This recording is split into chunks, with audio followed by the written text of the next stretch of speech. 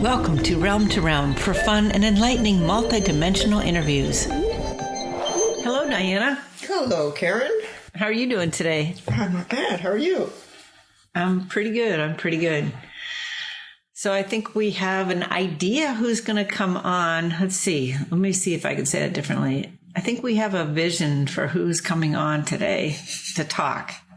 It's something that's been bothering me for a while.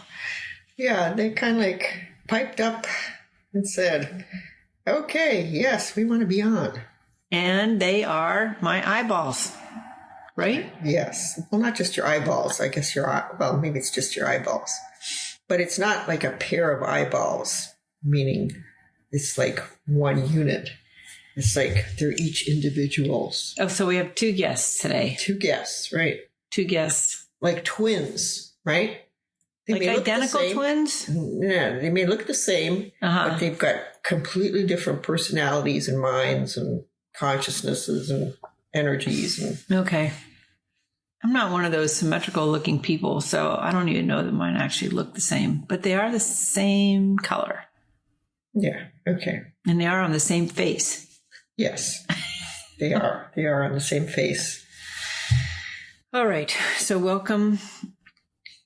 Let's see. What should we call them? The left eyeball and the right eyeball? Yeah, they're saying that's okay. But eyeball, they don't like eyeball. Oh. It does sound kind of morbid. Yeah. What would they like? They would like vision tool? Eye? No, I think they're just preferring sort of like one word names. Okay. Which reflect the left and right. Okay. But what's another word for right? Derecha? I'm sorry, it's a Spanish word. But just start with D. Because I was like, I don't know, I saw something like with D in it. D. Derecha is D.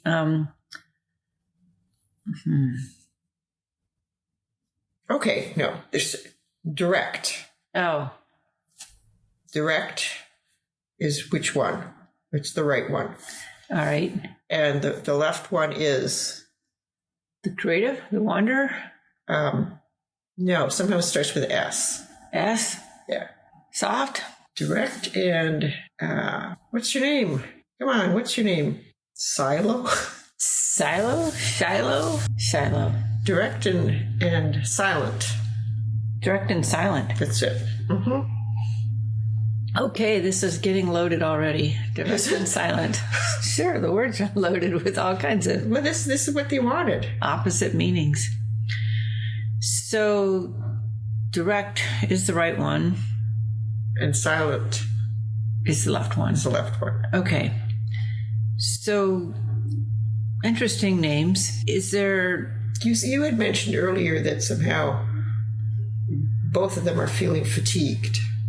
Yeah, it's you want to ask them why they're feeling fatigued? Yeah, why are you feeling fatigued? And is there a different reason for each one of you? The right one is often way more fatigued than the left one. I will say that. Oh, is it? Mm-hmm. Okay. Direct is more fatigued than silent. Okay, I may say she. They're not really he and she. That's like, I don't want to say it either. But they. Okay. They, okay. But it's not they plural. It's maybe I'll just say direct. Sure. Direct feels like is tired from giving too many orders. I mean, really, it's like feels she had orders to control things. So direct is in directing. Director. Right. And that is getting, I'm going to say her, that is getting to make her awfully tired. Okay. And she just wants to lie down and sleep. Interesting. Jeez. So when I was just on a vacation to the French Polynesian Islands, I wasn't directing anything. Oh, she said that was a lovely rest.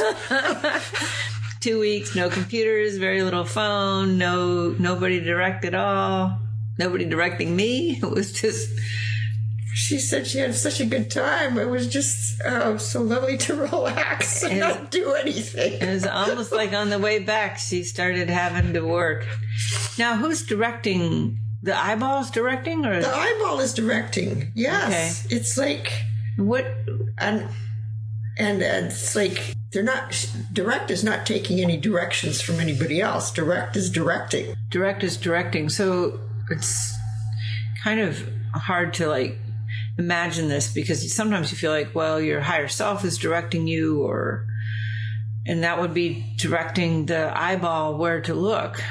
But you're saying the eyeball's telling me where to look. The eyeball is no, direct is the eyeball, and direct does what direct feels is necessary. Well, I was going to say direct does what she wants, but it's in actuality she does what she feels is necessary. Okay, so she's sensing a level of responsibility to something. Yes. Yes. To my life, to others?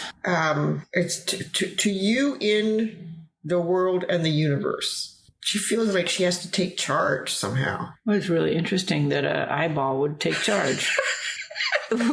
There has to be some frame of reference here for usually, you're like, oh, your ego's in charge, or and it's somehow feels responsible for discerning what's important to do or necessary to do. No, she feels that she has to do it because, I know, this may sound like, this is what she's saying, right? Okay.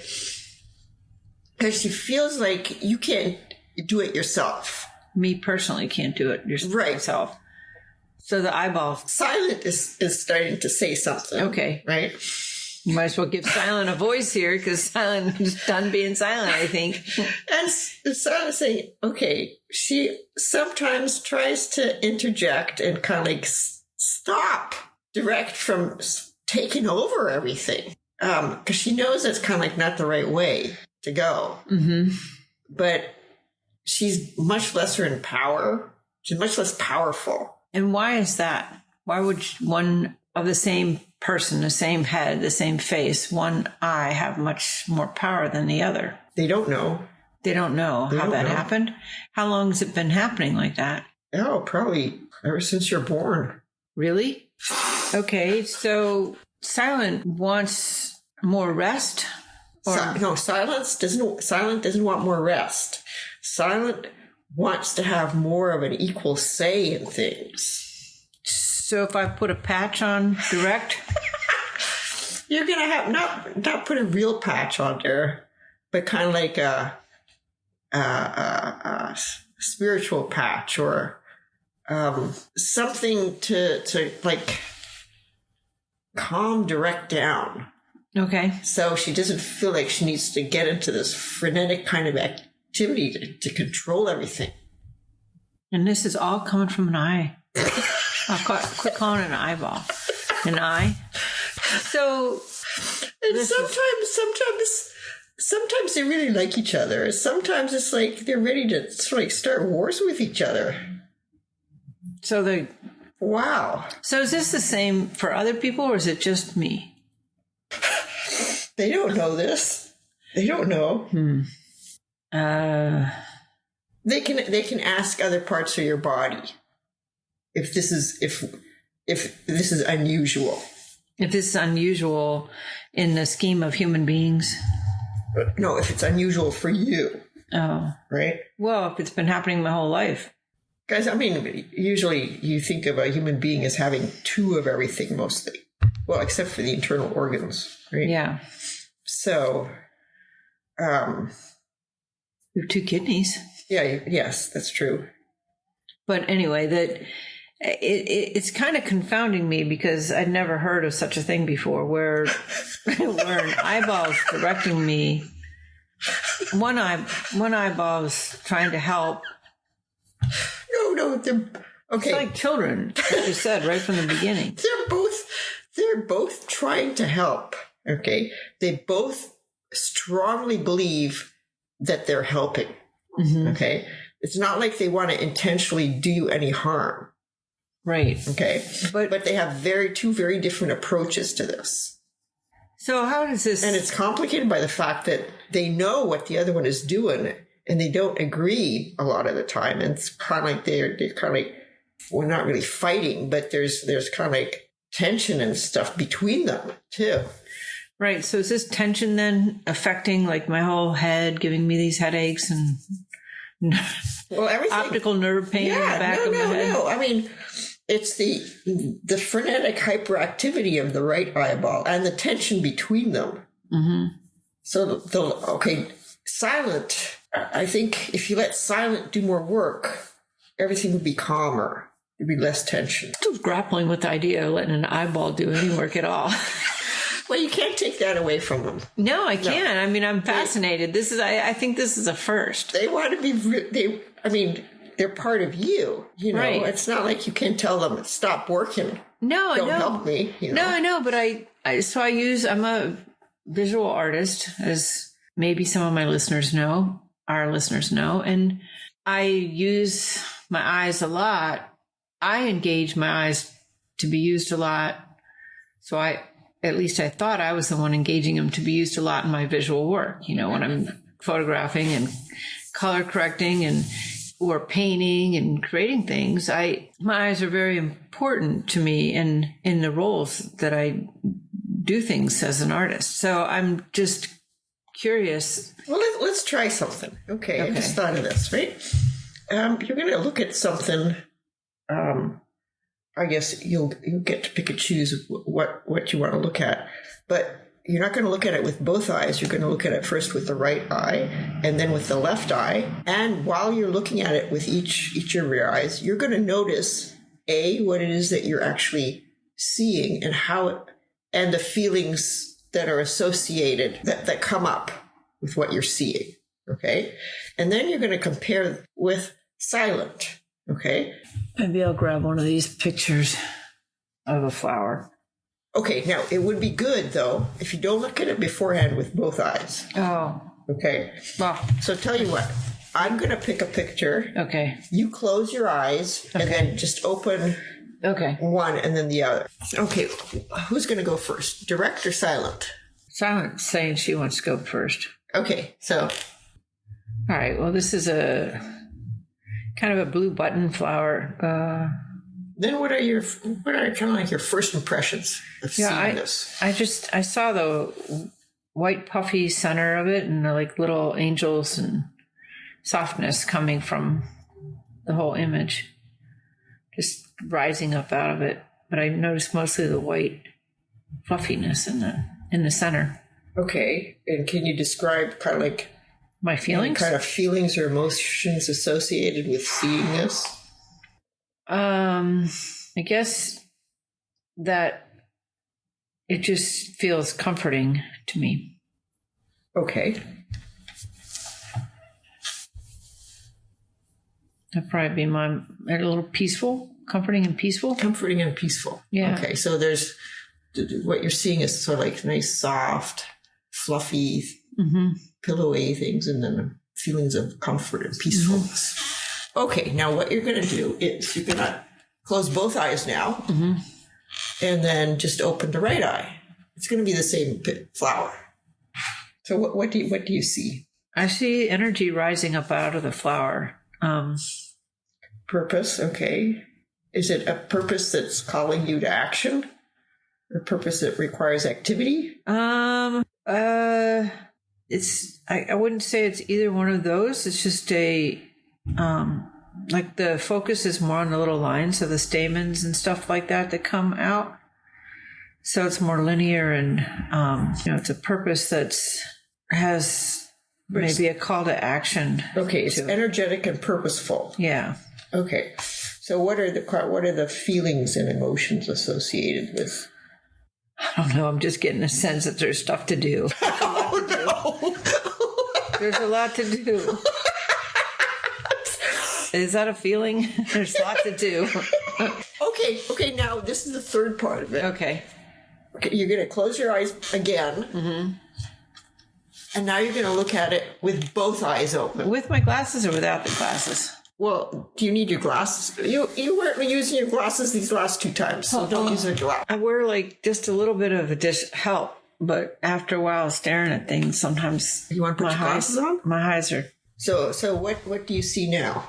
Oh, it's really weird. It just looks, it's more like the pillowy, soft stuff, like the relaxing stuff, like the more peaceful parts of it, with or without the glasses on. Oh, interesting. Yeah, like the to-do list isn't, and there's little points of light on each of the stamens, like hope, little pieces of hope. And so, like, is the hope associated? Is the feeling associated? That's the feeling that's associated with. Are there other feelings? The longer I stare at it, the more I see the to-do list. I'm just giving you my first impression versus like if I stare at it too long. So maybe I'm overthinking things. Or I don't know. Okay, so when Direct and Silent looked at the flower, you gave your first impressions, right? Okay. Mm-hmm.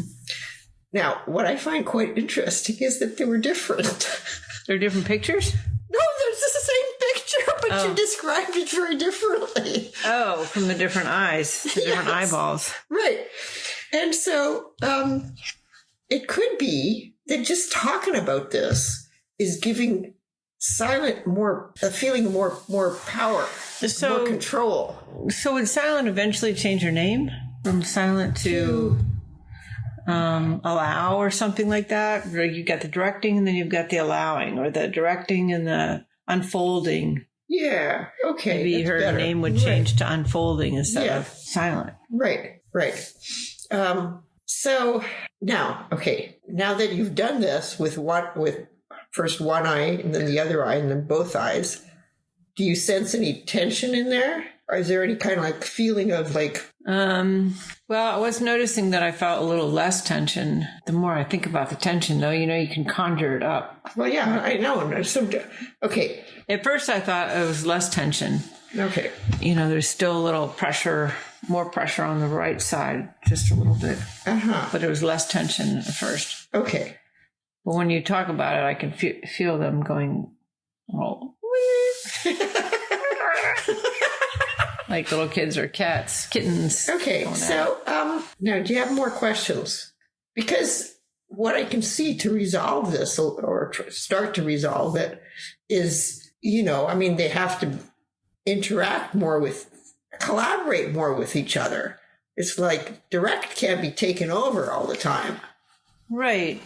Well, this is getting a little trippy for me because I never really thought of my eyes directing my life.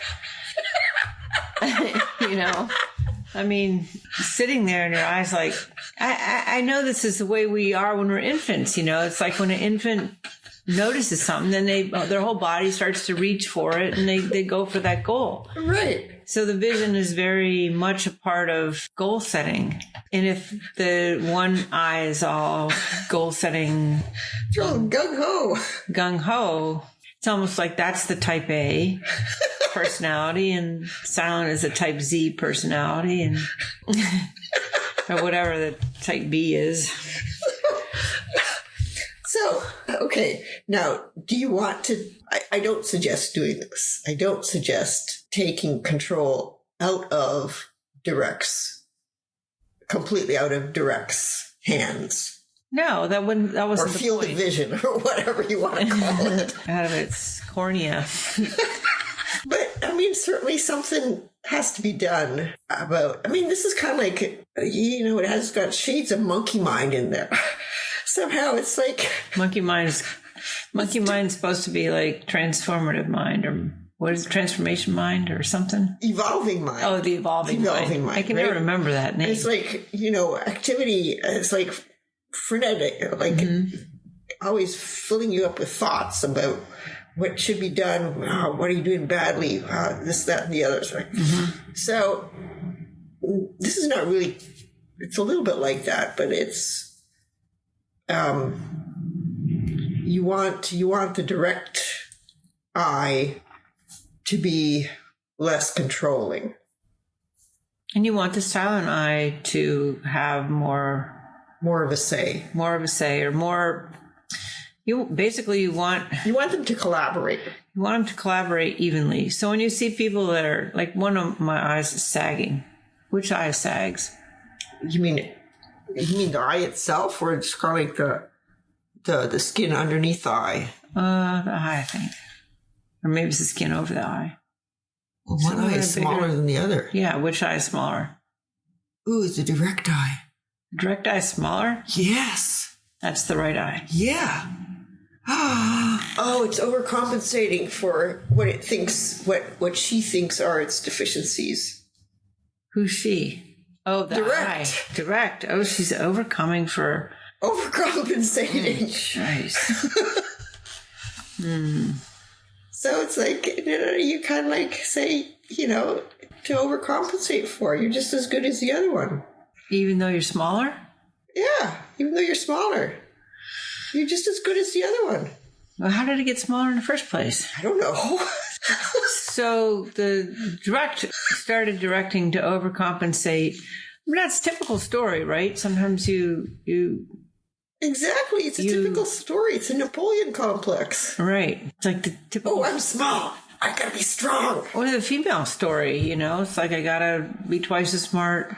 That's right. To succeed. Yeah. That whole... It's not just Napoleon that has it. Right. It's everyone. Little eyeballs syndrome.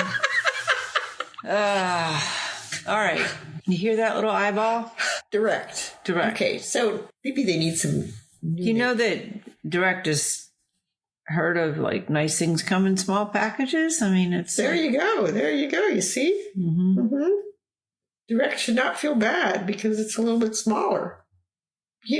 Actually, if you were thinking in terms of volume of a human being, right? If they're fat, they're bigger. If they're small, they've got more muscle. So...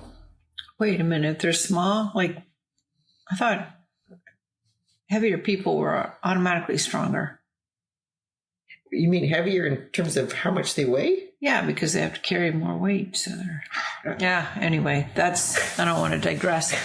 So my eyes are a little more relaxed than when we started, for sure. Okay.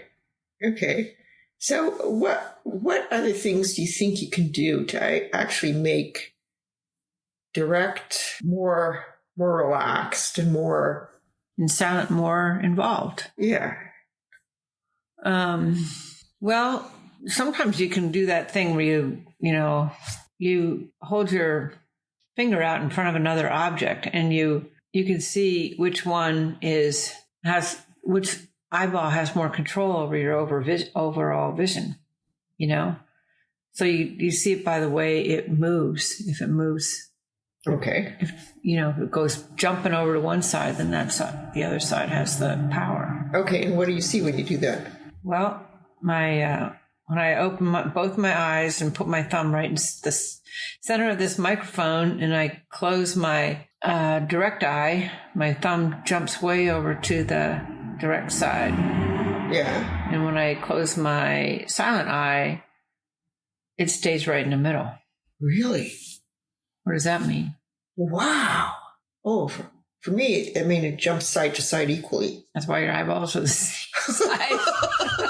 That's why we're not talking about your eyeballs. We're talking about mine. Okay, so when does it jump to the middle? When you close what eye? You close direct? Well, it doesn't. It stays in the middle when I close. When I close silent. When you close silent, it stays in the middle. Right, and when I close direct, it jumps way over. So silent has got less control over what I'm seeing. Right. So I could ask direct to stand down a little bit, or I could wear a patch.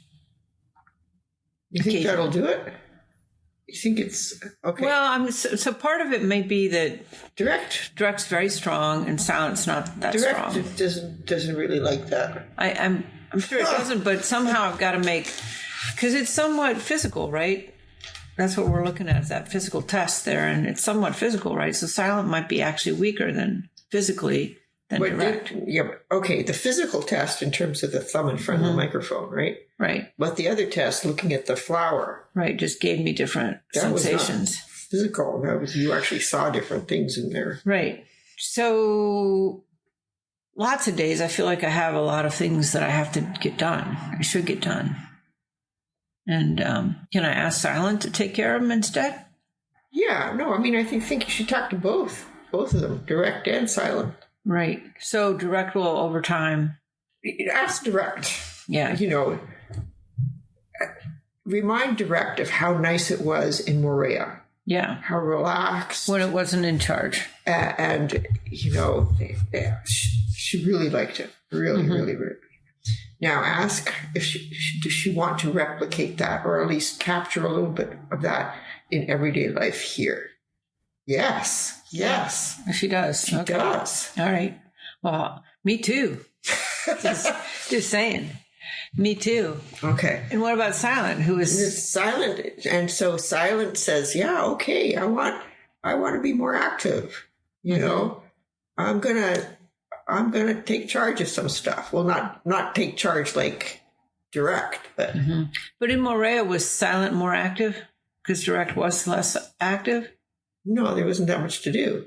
Okay, so neither one of them were. They were both on vacation. Yeah, that's right. Except for Silent, like a lot of the time here, it's like enforced vacation. Nobody likes enforced vacation. Not at all. Sometimes it gets really boring, So I think they're both happy with this. Okay. All right. Direct certainly wants to be... Doesn't want more in vacation mode. Okay, so he does not want me to put like a little patch on my eye that shows the blue waters of Morea. They could just stare at for a while. Well, Silent starts. Oh, that's a good idea. You know what you can do? Instead of a patch over your eye, just like for 5 or 10 minutes, just look at a picture you have of the beach or whatever, the Morea, sailing, swimming, whatever, with Direct, closed, Silent, right? So that will reinforce all this positive stuff that relaxation and a release of tension has. Interesting. For Direct. Okay, that sounds like a good plan. Yeah. Wow.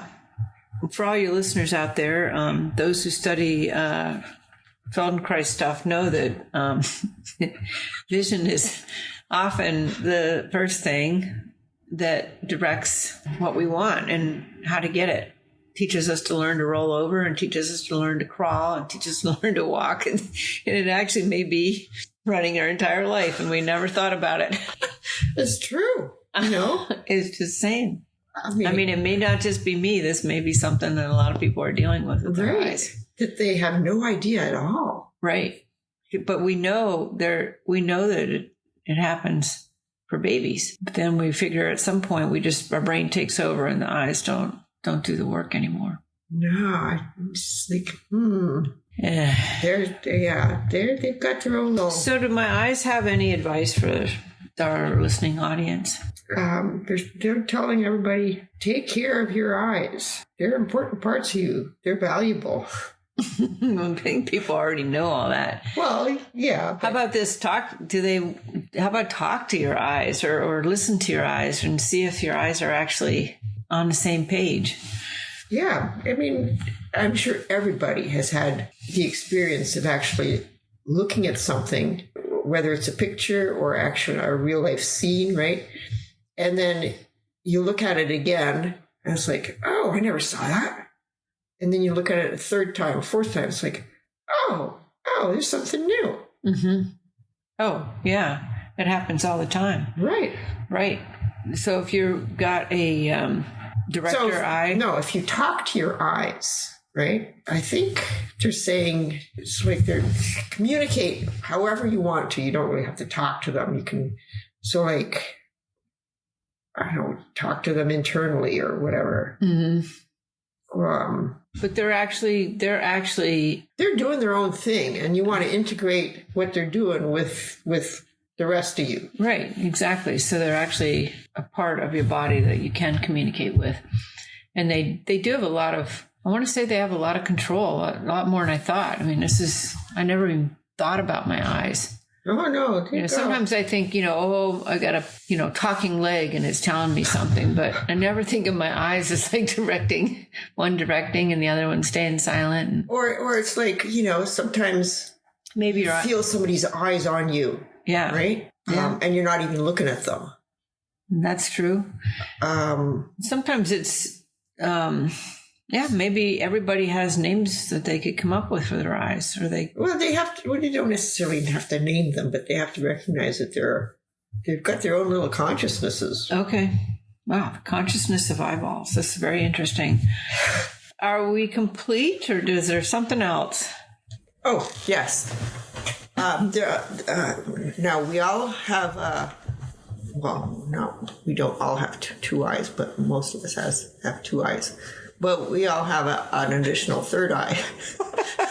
We all have two eyes. Whether we can see with them or not is a different story, but go ahead. Yeah, no, that's what I was meant to say. Okay, but we also have a third eye. And the third eye actually wants to say something. Okay, this is my third eye. It's your third eye. My third eye wants to communicate. Yes. And okay, I can feel the tension up there. Yeah, it's saying, it's been observant of this stuff for years. Oh. And, it's gotten so tired of this. The war between the eyes. The third eye is tired of the war between my direct and my silent eyes. Tired of direct's controlling actions and frenetic activity. But wait a minute. The third eye I thought was like, an eye that you use typically for great insight. Yeah, I know, but it's like it's set in your spiritual head or whatever, but it's also affected by everything that's going on around it. Okay. Too. So the direct and silent were in close proximity to it. So whenever they started going at each other, it's like this affected the third eye. Okay. And the third eye, TTE. TTE, that's the name of it? The TTE? third eye, TTE. We got direct, TTE, and silent. Yeah. TTE's in the middle of silent and direct. Yeah. So now they're saying, they're glad that somehow some kind of resolution has been reached here. And they are taking it upon themselves to manage things more effectively. The third eye will help manage. Yes. The relationship, the balance between... Right. Meaning that the third eye will kind of like calm direct down, help to calm direct down and guide it into a more relaxed state. And then kind of like uplift and support to and give it guidance with respect to how it should go about, how they should go about with taking more action. Okay. So they're all going to be collaborating together. Okay. Interesting. Okay. It's going to be really interesting. I wonder if I have to... But so this is kind of weird, right? Direct and silent, they seem to have their own little, I was going to say physical consciousnesses, but it's kind of like consciousnesses that are more in this world. And it's not quite here, but it also is here too. Mm-hmm. So it's got more power than them. More power, but not necessarily to control them. It can guide them, but can't control them. Right. So the third eye is going to have a lot more power now over the eyes. The third eye is going to be more directing my life. Well, it's going to be guiding. It's going to be guiding. Oh, yeah. The other two eyes. Wrong word. So, okay. Right. Guiding my life, which actually is everyone's dream, right? To be guided by your third eye. And so, you should kind of like maybe focus your conversation with your eyes to the third eye, not necessarily to direct and silent. Okay. And, but the energies from them are quite different, really. All three of them. Yeah. So sometimes there's like a masculine energy, which is a little more form and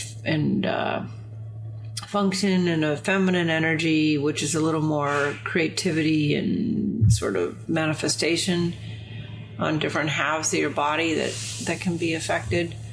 is it when you say direct and silence, it almost feels like you're dealing with like a imbalance of masculine and feminine energy? Well, I don't know. I mean, if you put it that way, it's like your right eye has got more masculine energy and the left eye has got more feminine energy. Well, action versus more. Right. Well, the fact that my left eye is silent doesn't make it anything, but if it was more feminine energy of creating and like the creation versus the form, the masculine is the form seeker and the feminine is the creation seeker, and they work in balance, because you can't have form without creation. You can't have evolution of anything without creation. So the creation is everything is, and then the third eye is this great orchestrator up ahead because it has vision into everything, right, and anything. So if it's leading the way, then could be a balance, sort of a balance between as a visionary, as a visionary visual artist, you could actually be having complete cooperation with your eyes to create form, with creation and form, not just trying to force form. Right. And if, one eye, the feminine side is too weak, too inactive, is probably a better word. Right, and now you've got ways to support it. Right. So you've got this third eye up here now. It's going to be guiding the process and getting a little more symbiotic balance between the two eyes. And the third eye is now happy too. Yes, and they're all happy now. They're all at the moment. They're all in agreement, thinking that this is going to work. This is going to be great. Okay. Fabulous. So do they have any advice for our listeners? Is it just? Does everybody have a director eye and a silent eye? They can't speak for everybody. Okay. But I'm sure everybody has had experiences where it would be up to the person to decide which of their eyes is leading. But everybody has had this experience where they look at a picture or an actual physical scene, and they look at it again and they say, oh, I didn't see this before. They could look at it 5 or 6 times and they'd see something new every time. So the consciousness of the eye actually kind of like... Well, I wonder, sometimes you can look at things over and over again and you start to see all kinds of dimensionality to them or different aspects of them. And then there's those paintings that you can stare at, and if you stare at them long enough, your eyes relax and you see the sub-painting in them or sub-patterns in them that create a whole other image. So they are saying, all 3 eyes are saying, we are kind of like, we're not just appendages that feed you information. We actually have our little consciousnesses and energies are our own. Okay. That interact with your whole being. Okay. And they have a role that's quite at the forefront of what you decide to do and not to do and how you decide to be. Yes, because unless you're blind or don't pay attention to what you're looking at, then that's usually how people get information from the world around them. And we all know that they do this when they're babies, but interesting that maybe we still are doing it as adults. All right. Well, thank you. Thank you, direct eye. Thank you, silent eye. Thank you, third eye. TTE. Yeah. TTE, another acronym to memorize. TTE. Thank you, Diana. Thank you, Karin. Thank you, eyes. All right. Thank you. That wraps our podcast on consciousness of eyeballs. No.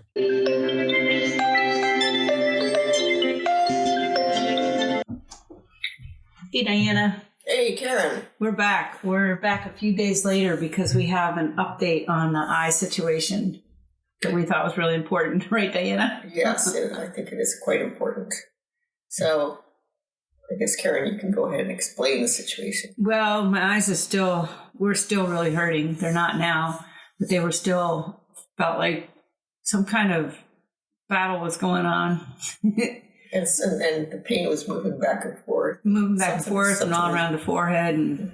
And so we looked back in there just a few minutes ago, and Diana's grandfather showed up. Yeah. So, well, I don't know. It seemed like the right eye had been hijacked. Direct. Right? Yeah, and this is some information we got also from another Miriam Wolf, that maybe it got hijacked when I was 8 years old. Yeah. Okay. So I started looking at the energy of Karen's eyes, and yeah, I mean, whatever it is still running around there. The little guys in the white robes. They show up from time to time to help out. They're kind of like healers. Mm-hmm.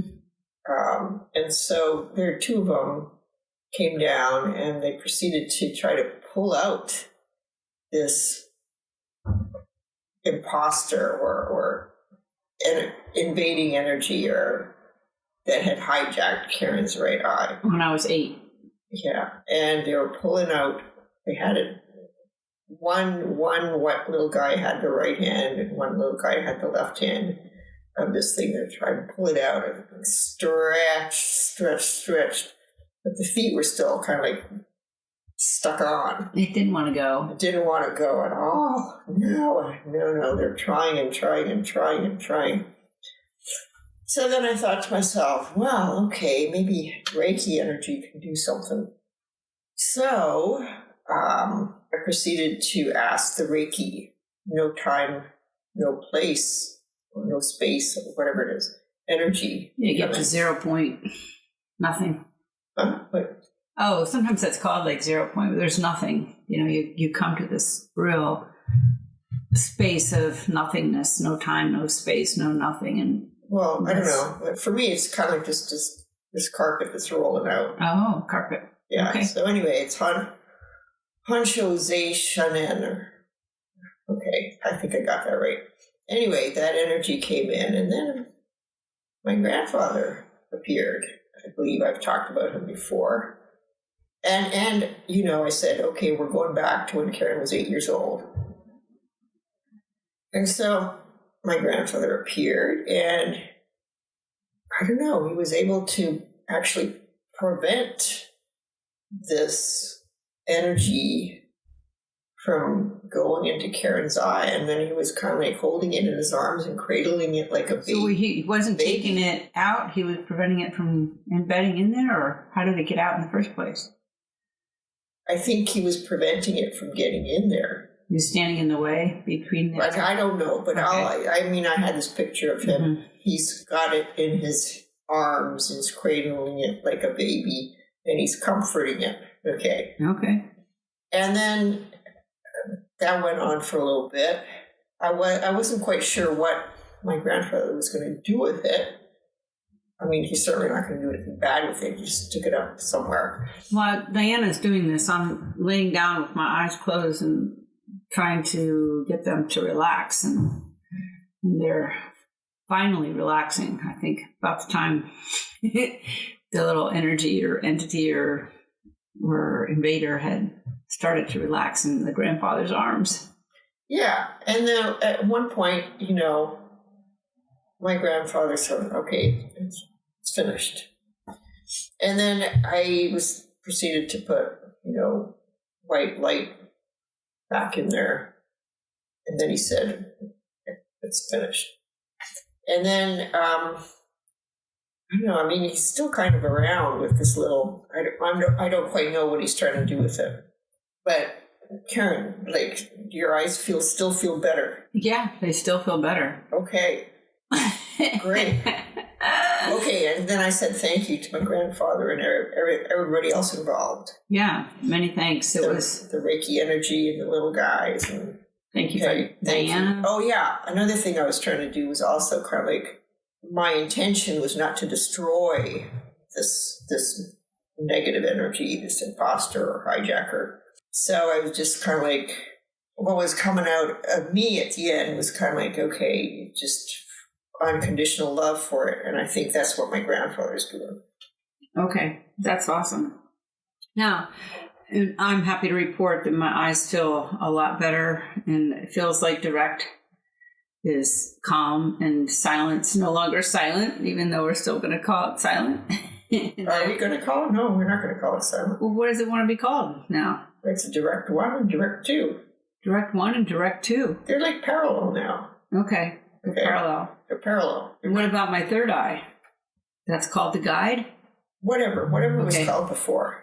The third eye is not any different. Right, but that's still guiding. But now they're all holding hands and kind of like dancing around in a circle. Okay, awesome. Well, we couldn't air this podcast without a little sequel to what was revealed, because it just felt like, in the beginning we didn't realize that there was like an invader that was kind of running the show. When you don't have an invader in one of your eyes, then maybe one doesn't run the show over the other. I guess they can come in anywhere in your body, including your eyes. Yeah. And Diana's grandfather said, you shouldn't take on any of these. And I'm like, you shouldn't let them in. Yeah, I shouldn't let them in. But anything else that we need to tell our audience from anybody? No. We're complete. Yeah, my grandfather's waving. And thank you, grandfather, so much for showing up today. All right. Bye. Learn more about us at realm2realm.com, and thank you for listening, sharing, and subscribing.